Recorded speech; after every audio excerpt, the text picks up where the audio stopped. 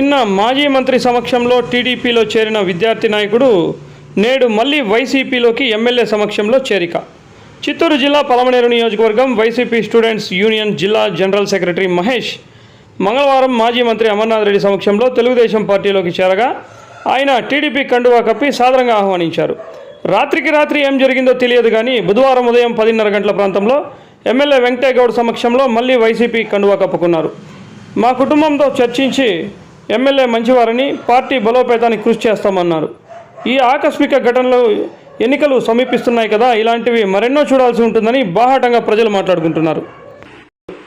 నేను చిత్తూరు జిల్లా ప్రధాన కార్యదర్శిగా విద్యార్థి విభాగంలో కొనసాగుతున్నాను.